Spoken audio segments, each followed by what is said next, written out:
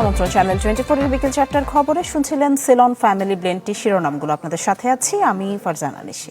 জুলাই হত্যা মামলায় পুলিশের বিরুদ্ধে প্রথম রায় দিলেন আন্তর্জাতিক অপরাধ ট্রাইব্যুনাল।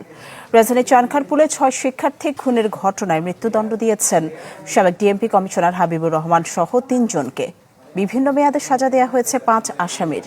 চিফ প্রসিকিউটর জানান, সাজা কম হওয়ায় রায়ের বিরুদ্ধে আপিল করবে প্রসিকিউশন। 24 5 আগস্ট সকাল রাজধানীর চানখারপুলে ছাত্র জনতার আন্দোলন ছত্রভঙ্গ করতে মারমুখী আইনশৃঙ্খলা বাহিনী। বিক্ষুব্ধ জনতা দমনে গুলি চালায় পুলিশ। তখন স্কুল শিক্ষার্থী শাহরিয়ার খান আনাস সহ 6 জন নিহত হন, আহত হন অনেকে। রায়ের জন্য 20 জানুয়ারি দিন ধার্য ছিল, তবে প্রস্তুত না হওয়ায় ট্রাইব্যুনাল চেয়ারম্যান নতুন তারিখ নির্ধারণ করেন 26 জানুয়ারি।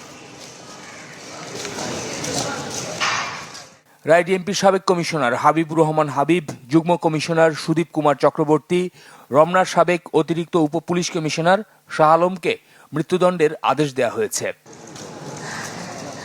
এই মামলায় সহকারী পুলিশ কমিশনার ইমরুল হাসানকে 6 বছর, পরিদর্শক আরশাদ হোসেনকে 4 বছর, 3 জন কনস্টেবল সুজন, ইমন, নাসিরুলকে 3 বছরের কারাদণ্ড দেওয়া হয়েছে। রায় ঘোষণার সময় আদালতে উপস্থিত ছিলেন গ্রেফতার হওয়া 1 জন পরিদর্শক ও 3 কনস্টেবল।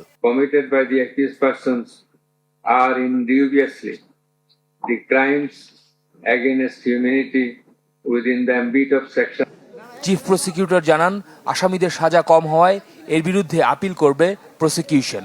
কম সাজা দেওয়া হয়েছে, একজনকে 6 বছরের, একজন 4 বছর, বাকি 3 জন কনস্টেবলকে 3 বছর করে সাজা দেওয়া হয়েছে।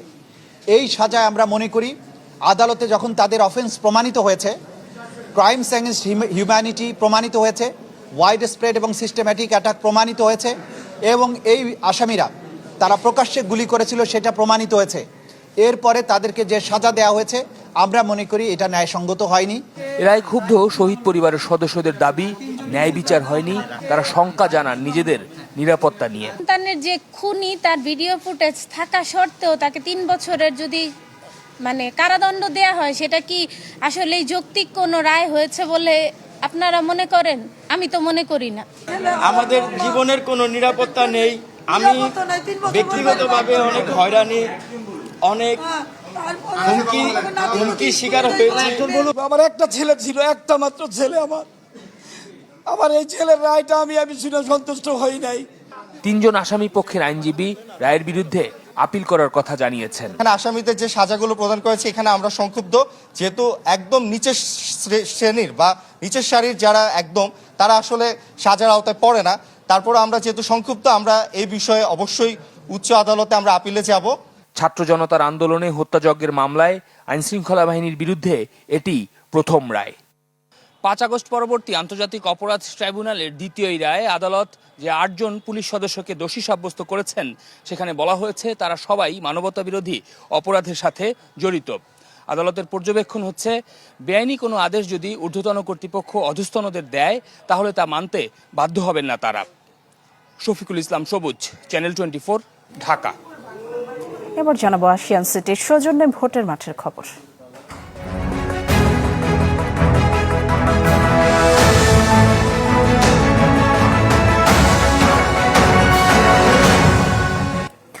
বাইশ বছর পর কাল ময়মনসিংহ যাচ্ছেন বিএনপি চেয়ারম্যান তারেক রহমান। নির্বাচনী জনসভায় ভাষণ দেবেন সার্কিট হাউস মাঠে। এতে স্মরণকালের সবচেয়ে বড় জমায়েত হবে বলে আশা নেতাকর্মীদের। ময়মনসিংহ সার্কিট হাউস মাঠ। মঙ্গলবার এই মাঠে নির্বাচনী জনসভায় বক্তৃতা দেবেন বিএনপি চেয়ারম্যান তারেক রহমান। 22 বছর পর 27 জানুয়ারি দলীয় প্রধানের আগমন ঘিরে চলছে সাংগঠনিক তৎপরতা। দফায় দফায় প্রস্তুতি সভা, সমাবেশস্থল পরিদর্শন সহ শেষ মুহূর্তের প্রস্তুতি শেষ করছেন নেতাকর্মীরা। কাজে তৎপর ব্যস্ত সময় পার করছেন নেতৃবৃন্দ। জামালপুর, নেত্রকোনা, শেরপুর, ময়মনসিংহ উত্তর, দক্ষিণ মহানগর সবগুলা ইউনিটের বিএনপি সকল অঙ্গ নেতাকর্মীদের আমরা কাজে নামিয়ে দিয়েছি। ইনশাল্লাহ সকলের সহযোগিতায় আমরা এই সার্কিট হাউস মাঠে একটা ঐতিহাসিক জনসভাকে জনসমুদ্রে রূপান্তরিত করব। আমরা যে কোনো কর্মসূচিকে বাস্তবায়ন করার জন্য আমাদের সর্বোচ্চ ত্যাগ দিয়ে, সর্বোচ্চ শ্রম দিয়ে আমরা সেই সফলতা বয়ে আনবো ইনশাল্লাহ। নেতাকর্মীরা বলছেন স্মরণকালের সবচেয়ে বড় জনসমাগম ঘটবে তারেক রহমানের জনসভায়। নির্বাচনে দলকে বিজয়ী করতে নির্দেশনা দিবেন আগামীর পথ চলায়। সাধারণ মানুষের মাঝে একটা উচ্ছ্বাস উত্তেজনা কাজ করছে, আনন্দমুখর পরিবেশ। ময়মনসিংহের প্রত্যন্ত অঞ্চল থেকে শুরু করে প্রত্যেকটি মানুষ আজকে উজ্জীবিত হয়েছে। উনি সকালবেলা ঢাকা থেকে রওনা হয়ে 10:30টায় গাজীপুরে শুধু একটি প্রোগ্রাম করবেন এবং গাজীপুর থেকে উনি সরাসরি সার্কিটেও চলে আসবেন এবং এখানে বক্তব্য রাখবেন। জনসভায় ময়মনসিংহ বিভাগের 24টি সংসদীয় আসনের ধানের শীষের প্রার্থীদের এক মঞ্চে পরিচয় করিয়ে দিবেন এবং তাদের পক্ষে ভোট চাইবেন বিএনপি চেয়ারম্যান। সুলতান মাহমুদ কনিক, চ্যানেল 24, ময়মনসিংহ।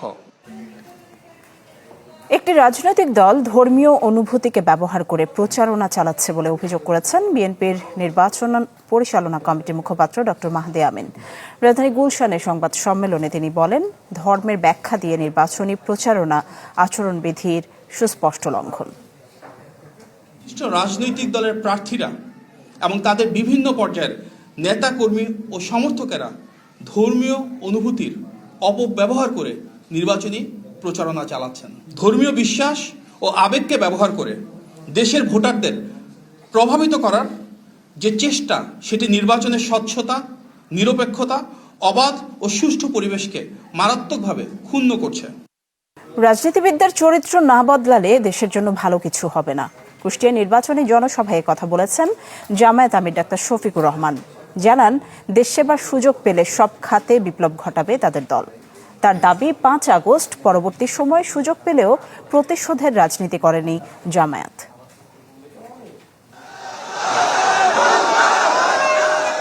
কুষ্টিয়ার শহীদ আবরার ফাহাদ স্টেডিয়ামে জামাত ইসলামীর আমিরের নির্বাচনী জনসভা। পঞ্চম দিন এখান থেকেই খুলনা বিভাগের প্রচার শুরু করেন ডাক্তার শফিকুর রহমান। সমাবেশে যোগ দিতে সকাল থেকে ঢল নামে জামাত ইসলামের নেতাকর্মীদের। ছিল নারীদের ব্যাপক উপস্থিতি। সমাবেশের শুরুতে বক্তব্য রাখেন কুষ্টিয়ার 4টি সংসদীয় আসনের জামাত মনোনীত প্রার্থী ও 11 দলের শীর্ষ নেতারা। প্রার্থীরা জানান, নিজ নিজ আসন ঘিরে তাদের উন্নয়ন পরিকল্পনা। কঠোর হস্তে দুর্নীতি দমন, চোরাচালান বন্ধ, মাদক মুক্ত একটি দৌলতপুর আমরা জাতিকে উপহার দেব ইনশাআল্লাহ। এখানে যদি টোলেনের রাস্তা এবং পর্যটন এলাকা গড়ে তোলা যায়, আমার মনে হয় কুষ্টিয়া দিন দিন একটা পর্যটন এলাকা হিসাবে খ্যাতি পাবে ইনশাআল্লাহ। সকাল 11:30টার দিকে সমাবেশ স্থলে আসেন জামাত আমির। বক্তব্যে দলীয় নেতাকর্মীদের পেট ভরানোর রাজনীতি করে না জামাত। সমালোচনা করেন স্বাধীনতা পরবর্তী রাজনীতিবিদদের। আমরা নিজেরা খাওয়ার জন্য রাজনীতি করি না এবং দলীয় কর্মীদের পেট ভরানোর জন্য আমরা রাজনীতি করি না। বরঞ্চ এদেশের দুঃখী বোখা ভাঙা মানুষের পেটে কিভাবে আমরা মুখে একটু খাবার তুলে দিতে পারি আর পিঠে একটু কাপড় তুলে দিতে পারি, এটি হবে আমাদের সংগ্রাম ইনশাআল্লাহ। দেশ সেবার সুযোগ পেলে সব খাতে জামাত নীরব বিপ্লব ঘটাবে বলে মন্তব্য করেন ডাক্তার শফিকুর রহমান। আমরা বিশ্বাস করি, জনগণ যদি সুযোগ দেয়, ইনশাআল্লাহ তাআলা আজিম বাংলাদেশের সকল সেক্টরে বিপ্লব ঘটবে। এরপর মেহেরপুরের সরকারি বালক উচ্চ বিদ্যালয় মাঠে জনসভায় অংশ নেন ডাক্তার শফিকুর রহমান। জানান, 11 দলীয় জোট ক্ষমতায় গেলে জনগণের সম্পদের উপর হাত দেবে না। জাতির এই আমানতের দায়িত্ব আমাদের উপর অর্পণ করেন, তাহলে আল্লাহর কসম জনগণের সম্পদের উপর আমরা হাত দেব না। আমরা জনগণের চৌকিদার হয়ে আপনাদের আমানতের হেফাজত করব ইনশাআল্লাহ। অনুষ্ঠানে দাঁড়িপাল্লায় ভোট দেওয়ার আহ্বান জানান জামাত আমির। তাহলে অতীতের কার্যকলাপ এবং বর্তমানের কার্যকলাপ বিবেচনায় নিয়েই সিদ্ধান্ত নিতে হবে ইনশাআল্লাহ। রমিজ হুসাইন, চ্যানেল 24, মেহেরপুর। ঢাকা 18 আসনে জাতীয় নাগরিক পার্টির প্রার্থী আরিফুল ইসলামের ওপর হামলা হয়েছে। প্রত্যক্ষদর্শীরা জানান, আরিফুল ইসলাম তার সমর্থকদের নিয়ে উত্তরায় সাধারণ মানুষের সঙ্গে কুশল বিনিময় করছিলেন। এ সময় 10 থেকে 15 জনের একটি সংঘবদ্ধ দল স্লোগান দিয়ে এসে তাদের পথ আটকায়। কথা কাটাকাটির এক পর্যায়ে হামলাকারীরা আরিফুলের ওপর চড়াও হয় এবং তাকে শারীরিকভাবে লাঞ্ছিত করে। হামলায় তার সাথে থাকা বেশ কয়েকজন নেতাকর্মীও আহত হয়েছে। চট্টগ্রামে নির্বাচনী পদযাত্রা শুরু করেছে জাতীয় নাগরিক পার্টি। সকালে লোহাগাড়া উপজেলার আমিরাবাদ ইউনিয়নের দর্জিপাড়ায় শহীদ ইসমামুল হকের কবর জিয়ারতের মধ্য দিয়ে কর্মসূচি শুরু হয়। উপস্থিত ছিলেন এনসিপির মুখপাত্র আসিফ মাহমুদ সজীব ভুঁইয়া। পরে সেখান থেকে পদযাত্রা শুরু করেন তারা। দুপুরে পথসভা করেন বোয়ালখালীতে। তবে এতে দলের আহ্বায়ক নাহিদ ইসলাম উপস্থিত থাকার কথা থাকলেও তিনি যাননি। রাজধানী কাফরুল এলাকা থেকে এই মুহূর্তে নির্বাচনী প্রচারণার খবর জানাতে আমাদের সাথে সরাসরি যুক্ত হচ্ছেন আদ্দিন সজীব। সজীব, কেমন দেখছেন কাফরুলের নির্বাচনী প্রচারণা? প্রার্থীরা কি ধরনের প্রতিশ্রুতি দিচ্ছেন, সব মিলিয়ে জানাবেন।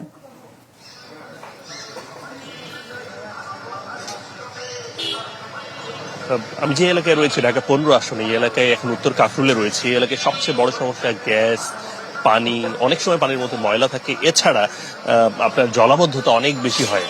এই এলাকায় যারা জনপ্রতিনিধি হওয়ার জন্য মূলত বিএনপির শফিকুল ইসলাম খান মিল্টন ঢাকা 15 আসনের প্রার্থী, এবং তার সঙ্গে প্রতিদ্বন্দ্বী প্রার্থী আছেন আরেকটা দলের, অর্থাৎ জামাতে ইসলামী বা 11 দলীয় নির্বাচনী ঐক্যের যে প্রধান বলা যায় যাকে, তিনি ডক্টর শাফিকুর রহমান। তো সেই বিবেচনায় এই এলাকায় অনেক বেশি প্রতিদ্বন্দ্বিতাপূর্ণ হওয়ার কথা বলছেন স্থানীয় জনগণ যারা রয়েছেন। এখানে আমরা এই মুহূর্তে যেখানে রয়েছি, এখানে বাদ আসর এখানে শফিকুল ইসলাম মিল্টনের নির্বাচনী প্রচারণা এখান থেকে শুরু হওয়ার কথা রয়েছে। তারা দিনভর প্রচারণা করেছেন। এই প্রচারণার পরে এখন তারা কিছুটা খাবারের বিরতি শেষে এখন আবার এই নির্বাচনী প্রচারণা শুরু করবেন কিছুক্ষণের মধ্যে। আপনারা দেখছেন, শুনতে পাচ্ছেন যে আসরের আজান হচ্ছে, এবং এই এলাকায় আপনি জানেন যে প্রায় 3.5 লক্ষ ভোটার রয়েছে, যার মধ্যে নারী অর্ধেক। সেই বিবেচনায় নারীরা এই এলাকায় একটা বড় রকমের ফ্যাক্টর হবে বলে মনে করছেন স্থানীয়রা। তারা বলছেন যে এই নারীরা কার উপরে ভরসা রাখবেন, একই সঙ্গে ভোটাররা যারা রয়েছেন, পুরুষ ভোটাররা, তারা শেষ পর্যন্ত কার উপরে ভরসা রাখেন তার উপরে নির্ভর করছে এই এলাকায় আগামীতে কে হচ্ছেন জনপ্রতিনিধি। ধন্যবাদ আপনাকে। দর্শক দেখছিলেন ঢাকা 15 আসনের নির্বাচনী প্রচারণার খবর জানাচ্ছিলেন আদ্দিন সজীব। ভোলায় আলাদা সড়ক দুর্ঘটনায় প্রাণ গেল 4 জনের। দুপুরে জেলা লালমোহনে বাস অটোরিকশার সংঘর্ষে 3 জন নিহত হন। আহত হয়েছেন 10 জন।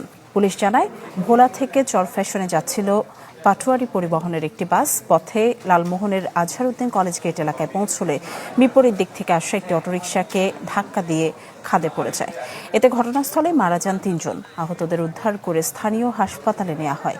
এদিকে আলাদা সড়ক দুর্ঘটনায় ভোলার মনিরাম বাজারে প্রাণ গেছে 1 জনের, আর গাইবান্ধায় ট্রাক চাপায় প্রাণ গেছে আরও 1 জনের। গাজীপুরে পারিবারিক কলহের জেরে 2 শিশু সন্তান সহ ট্রেনের নিচে ঝাঁপ দিয়ে আত্মহত্যা করেছেন এক নারী। দুপুরে পুবাইল বাজার লেভেল ক্রসিংয়ে তিতাস এক্সপ্রেসের নিচে ঝাঁপ দেন ওই নারী। রেলের গেটম্যান জানান, ঘটনার কিছুক্ষণ আগে কোন লাইনে ট্রেন আসবে জানতে চান ওই নারী। এরপর 2 শিশুকে নিয়ে রেল লাইনের উপর বসে পড়েন। গেটকিপার বারবার ডেকেও বাঁশি বাজিয়ে সংকেত দিলেও সরেননি তিনি। নিহত মালা বেগম গাজীপুরের কালীগঞ্জ উপজেলার দক্ষিণ সোমবাজার এলাকার বাসিন্দা।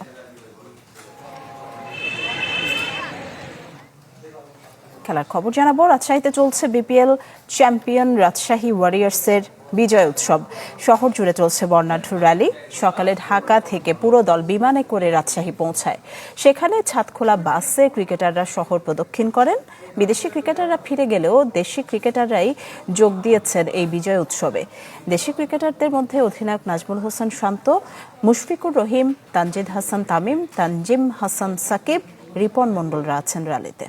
দর্শক, এই ছিল বিকেল 4টার খবরে। বিশ্বের যে কোনো প্রান্ত থেকে সবশেষ খবর জানতে ভিজিট করুন আমাদের ফেসবুক পেজ, ইউটিউব চ্যানেল এবং ওয়েবসাইটে। এতক্ষণ সাথে থাকার জন্য ধন্যবাদ সবাইকে।